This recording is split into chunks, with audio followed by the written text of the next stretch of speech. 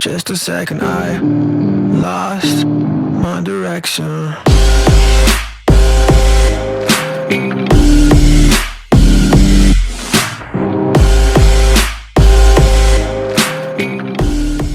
A disfigured and mentally unstable mercenary who heals extraordinarily quickly and often breaks the fourth wall to talk directly to the readers, Deadpool is one of the most popular comic book characters of all time. He was portrayed by Ryan Reynolds in the well-received 2016 film of the same name, which went on to become the highest-grossing R-rated films of all time and the highest-grossing X-Men film. Thanks to his first movie and his new sequel, Deadpool has a growing army of fans. But do you know everything about the Merc with a mouth? So here are my top 5 facts you might not know about the Merc with a mouth, the Deadpool. Cool. Dead. He is essentially immortal.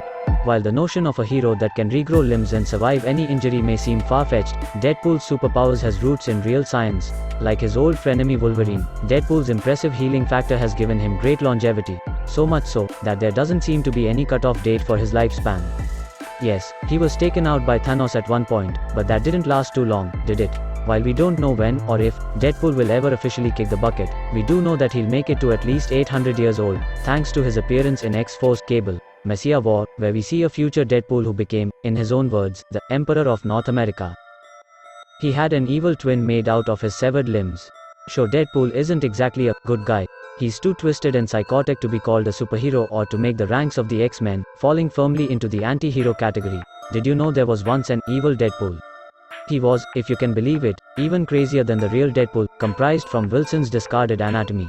Anyone who has seen the film or read the comics will know Deadpool has lost plenty of limbs over the years, and twisted psychiatrist Ella Whitby's infatuation with Wilson led her to collect all said limbs and place them in a freezer. Once she had enough to make a full body, she created a Frankenstein monster version of her beloved, which congealed together thanks to Deadpool's healing factor. His healing factor makes him mentally unstable. Who wouldn't want the ability to heal from any injury and be able to pretty much live forever, right? Not so fast. Deadpool is a character that makes us question whether that power is a blessing or a curse. Sure, he can survive anything, but he's also horribly disfigured. His powers haven't only harmed his appearance, but also affects his mental health. While Wade Wilson's powerful healing factor abilities keep his body from harm, the experimental procedure that implanted it affected his memories, just like his old pal Wolverine, which has seriously messed up his sense of reality. That's not all. The constant regeneration of brain tissue that he needs to heal from injuries also causes mental instability.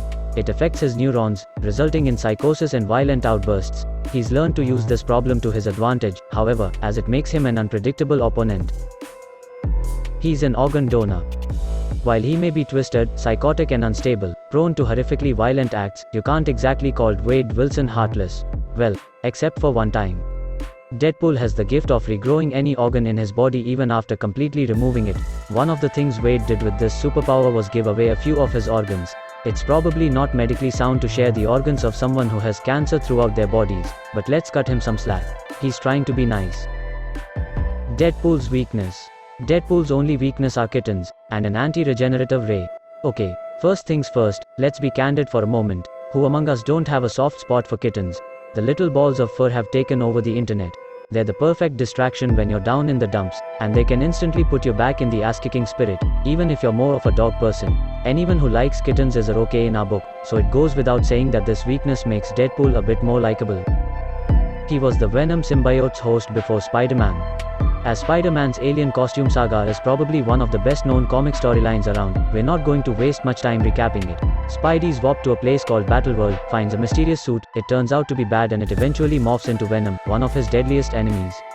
In Deadpool's Secret Wars, this isn't how it went down. It is in fact Deadpool who tries out the supposed alien fabric replicator, the black goo bonds with him and he tries out some new looks, including a swimsuit, before feeling the symbiote probing in his brain. He immediately rejects it, but wonders if the sentient goo's exposure to his unique and chaotic mind may have turned it insane. As with most Deadpool stories, this likely isn't a part of Venom's canonical backstory, but it's genuinely amusing to think that a small blast of Deadpool's unfiltered brain processes were enough to turn one of Spider-Man's most iconic enemies bad in the first place.